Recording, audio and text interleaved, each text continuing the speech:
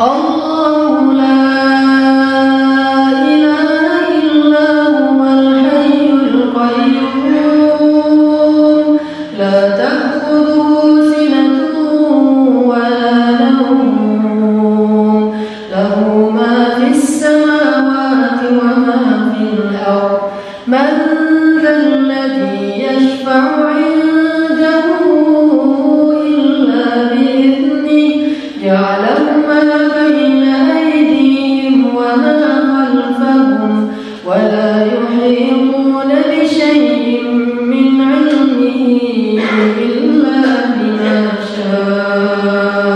Wataran nasa sukara, engkau pandang manusia itu sukara, mabuk. Wa ma hum bisukara, sebenarnya mereka tidak mabuk. Bila kita tengok ada orang mabuk, dia berjalan bergoncang, begitulah bayangan nanti hari kiamat terjadi. Wataran nasa sukara, engkau lihat mereka mabuk. Wa ma hum bisukara, sebenarnya bukan mereka itu mabuk. Walakinna azaballahi syadid, tapi azab Allah amat sangat keras, sehingga seakan-akan mereka mabuk. Kerana bumi bergoncang, daun-daun bertiup, dan pokok-pokok kayu tumbang. Idza sama'um fatarat wa idzal kawakibun tasarat, apa yang ada bintang gemintang seperti tasbih yang diputus, maka berjatuhanlah dia. Wa idzal biharu fujirat, 13 tahun yang lampau tsunami menyerang Aceh, meninggal lebih 200.000 orang. Itu baru satu pantai yang naik ke atas.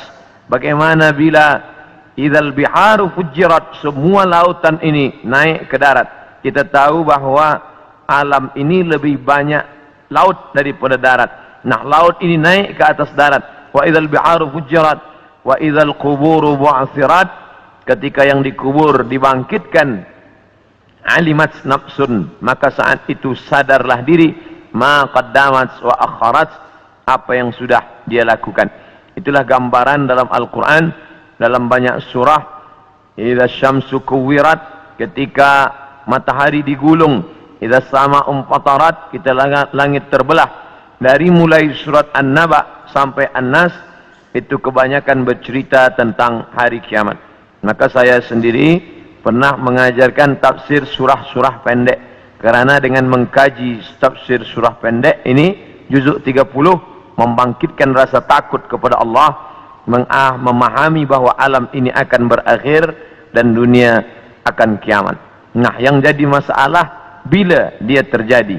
Maka datanglah seorang sahabat bertanya kepada Nabi Muhammad sallallahu alaihi wasallam, "Ya Rasulullah, mata sa'ah, bila kiamat itu terjadi?" Nabi tak jawab. Itu menunjukkan bahawa Allah tidak berikan wahyu kepada Nabi untuk menetapkan hari, menetapkan hari, bulan, tahun. Nabi tidak menjawab, tapi Nabi balik bertanya, "Ma'adat talaha?"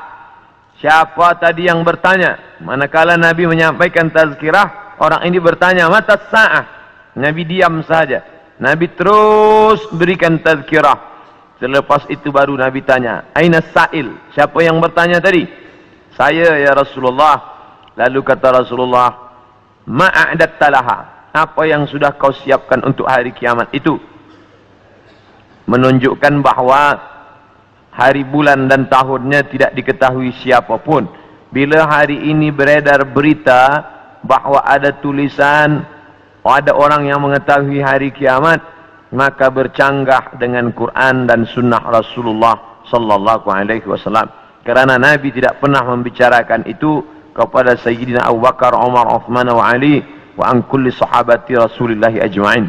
Sedangkan Al-Quran jelas-jelas, a'udzubillahi minasyaitonir rajim, yas'alunaka 'anis sa'ati ayyana mursaha.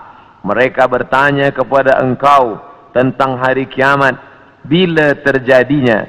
La ya'lamuha illahu, tidak ada yang tahu kecuali hanya Allah subhanahu wa ta'ala. Tapi masalah tanda-tandanya, maka Nabi banyak bercerita. Tanda-tanda ini dibagi dua. Ada tanda yang bersifat fisik, nampak. Di antaranya ucapan Nabi, tatawul al-bunyan, berlomba-lomba membuat bangunan tower yang tinggi. Itu sudah tampak hari ini. Bahkan Imam San'ani menyebutkan bila ada binaan, bangunan yang lebih tinggi daripada Jabal Abi Qubais, salah satu tanda hari kiamat. Hari ini kita melihat Jabal Abi Qubais dulu bukit yang paling tinggi di samping Ka'bah. Hari ini Jabal Abi Qubais lah yang paling rendah. Jabal Abi Qubais di belakang bukit Safa. Bila kita naik ke atas bukit Safa, ingin memulai sa'i menghadap ke arah kiblat, tepat di belakang kita Jabal Abi Qubais yang dipotong, dikerat, kemudian di atasnya dibina istana Raja Fahad. Dulu kerana Makkah itu seperti kuali, lalu kemudian di tengah itu Ka'bah, maka bukit-bukit di sekeliling yang paling tinggi adalah Jabal Abi Qubais. Hari ini Jabal Abi Qubais paling rendah, ditambah gedung-gedung tinggi dan Zamzam Tower paling tinggi. Maka ini salah satu tanda fizik yang nampak oleh mata. Lalu kemudian tentang bagaimana seorang ibu antalidal amatu rabbataha, seorang budak hamba sahaya melahirkan tuannya. Ini pun juga physically, nampak dia oleh mata.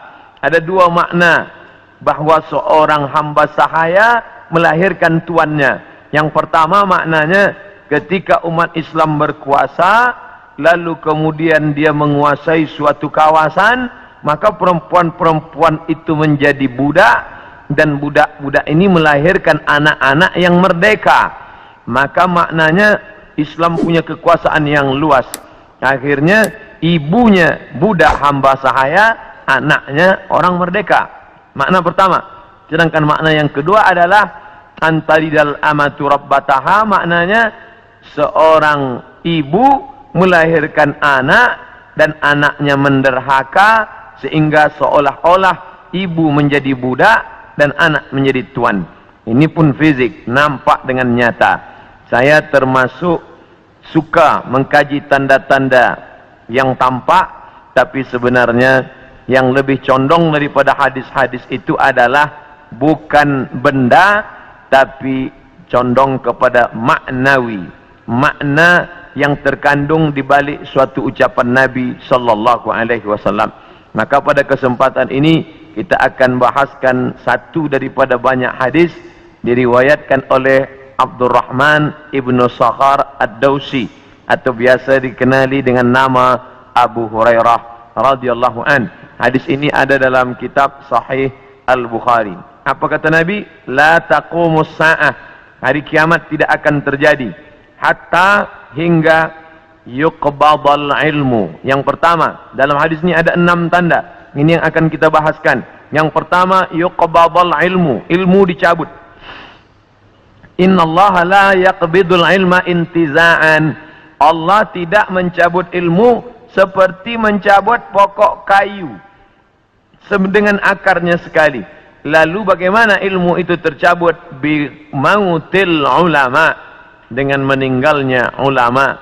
Ketika Imam Syafi'i meninggal, maka berapa cabang ilmu hilang.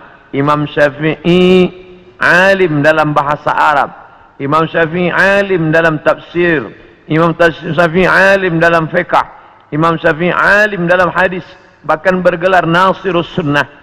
Imam Syafi'i yang pertama kali menyusun usul fiqh. Lalu kemudian ketika meninggal, masih ada digantikan oleh murid-muridnya, Al-Muzani, Al-Buwaiti, Rabi' Al-Muradi. Tapi kemudian makin ke bawah, maka hilanglah ilmu. Maka yang muncul orang jahil yang kemudian dianggap sebagai orang berilmu. Wal'iyazubillah, na'udzubillah. Maka saya pribadi tak pernah berkata menurut paham saya, menurut pendapat saya, kerana saya takut tergolong dalam orang yang disebut Nabi al-juhala, orang jahil tapi seperti berilmu. Zahirnya orang menyangka berilmu padahal tidak. Maka selalu saya mengambil pendapat ulama. Menurut pendapat Imam Syafi'i, menurut pendapat Imam An-Nawawi, menurut pendapat Ibnu Hajar Al-Asqalani, menurut Imam Az-Zahabi, menurut Imam Jalaluddin Abdurrahman As-Suyuti, untuk menyelamatkan diri daripada juhala. Na'udzubillah. Maka nanti kata Nabi SAW, sebelum hari kiamat bermunculanlah juhala karena pandai berbicara, karena berpakaian ulama. Al-juhala yalbisuna libasal ulama. Orang jahil tapi memakai pakaian ulama, pandai berbicara, lalu orang menyangka dia alim, padahal dia tak lebih daripada orang dhalla wa adalla, sesat dan menyesatkan. Sebenarnya kiamatnya sudah terjadi pada isinya, tapi alamnya belum kiamat besar. Maka kata ucapan Nabi SAW dalam suatu hadis, idza wussidal amru ila ghairi ahlihi, bila diberikan suatu perkara bukan kepada ahlinya, bukan kepada orang yang faham, fantaziris sa'ah, maka tunggulah kiamat. Makna kiamat di situ bukan kiamat alam semesta, tapi kiamat isinya. Bila pembinaan masjid ini diberikan kepada orang yang tidak pakar, tidak memiliki kepakaran pada bidang itu, fantaziris sa'ah, maka tunggulah sa'ah, kiamat, hari kiamat. Makna kiamat di situ bukanlah kiamat alamnya, tapi isinya sudah kiamat. Begitu juga dengan ucapan Nabi tentang masalah idza waqa'a ala ahadikumul qiyamah, bila terjadi kiamat pada salah seorang kamu, wa fi yadihi fasilah, di tangannya ada anak korma, falyaghrisha, tanamlah, karena dia akan menanam itu lalu kemudian dia mati. Bagaimana mungkin kiamat terjadi pada satu orang? Maka makna kiamat dalam hadis ini alamnya tidak kiamat, tapi orang itu mengalami kiamat, maknanya mati dia. Na'udzubillah. Oleh sebab itu maka bahwa kiamat sudah terjadi pada isinya, ya, kerana banyaknya orang jahil. Oleh sebab itu alhamdulillah kita di Malaysia masih ada para ulama, masih ada para mufti, masih ada para habaib.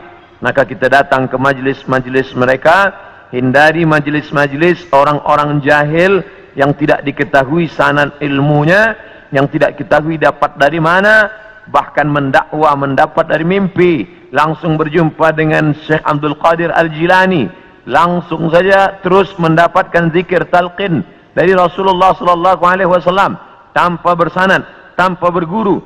Padahal para imam mengajarkan kita ada namanya sanad. Al-isnad minad din, sanad itu bahagian dari agama. Laulal isnad, kalaulah bukan kerana sanad, laqala man sya'a ma sya'a, maka orang mudah saja berkata sesuai kehendak hawa nafsunya. Begitu kata Imam Abdullah Ibnul Mubarak, salah seorang ulama hadis yang amat sangat tinggi ilmunya. Maka Imam Bukhari bersanad sampai ke Nabi Muhammad sallallahu alaihi wasallam.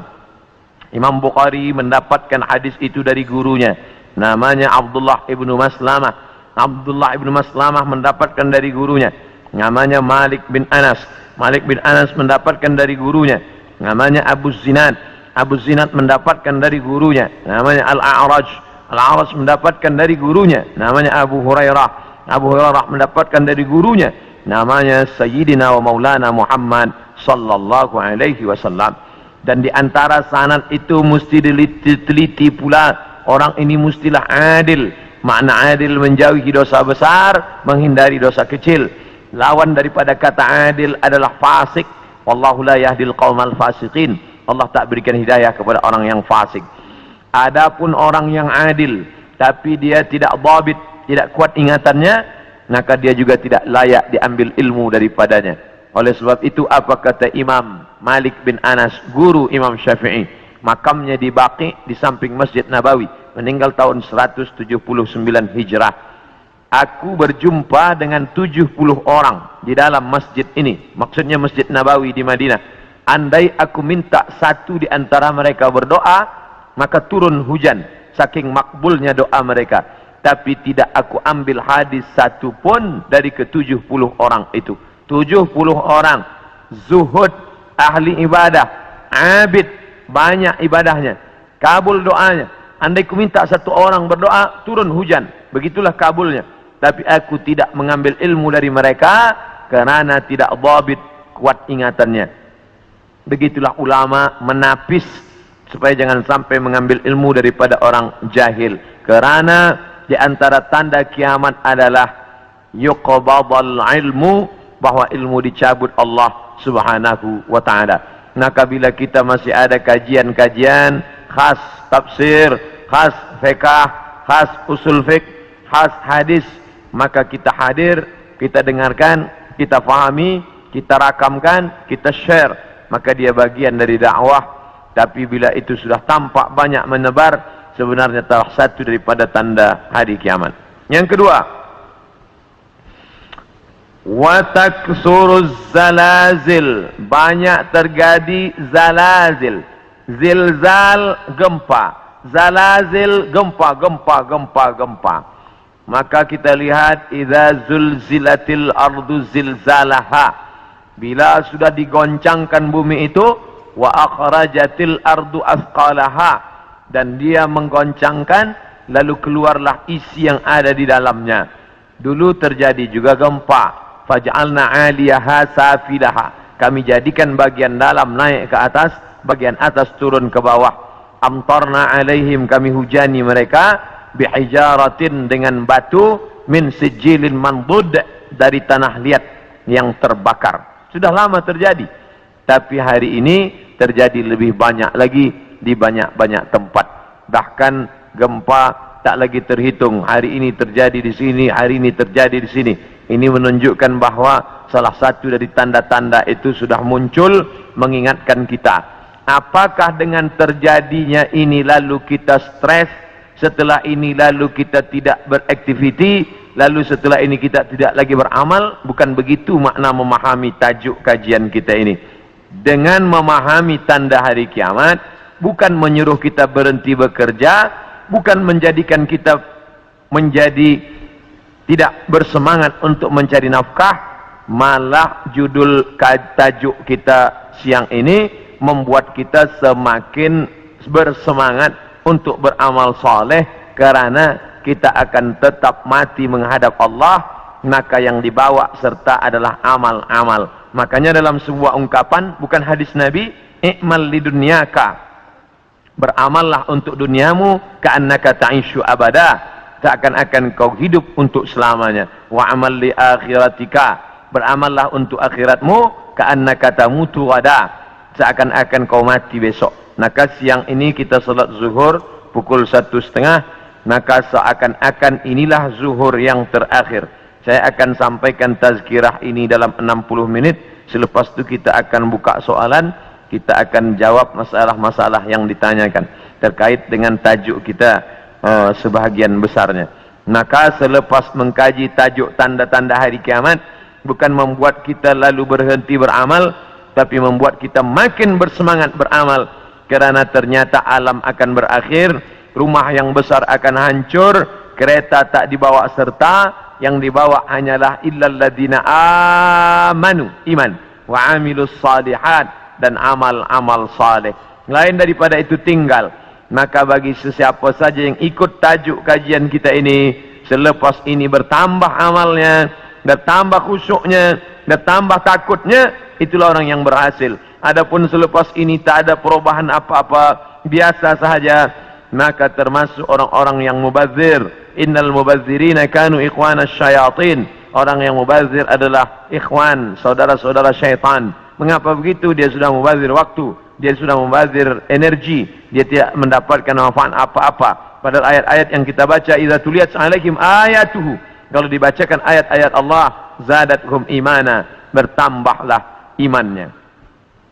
Dari dua tanda ini ada perbezaan. Tanda yang pertama tidak tampak, ilmu dicabut. Tidak nampak mana ilmu yang dicabut, mana ilmu yang kekal. Yang kedua, zalazil, gempa. Ini nampak, bisa dirasakan. Berapa skala Richter? Ini semua orang tahu. Bahkan bergoncang. Ada kaca yang pecah, ada dinding rumah yang retak. Itu terjadi belakangan ini lebih banyak lagi signal pertanda bahwa Allah Subhanahu wa taala akan mengakhiri dunia ini. Lalu kemudian berikutnya adalah wa yataqarabuz zaman.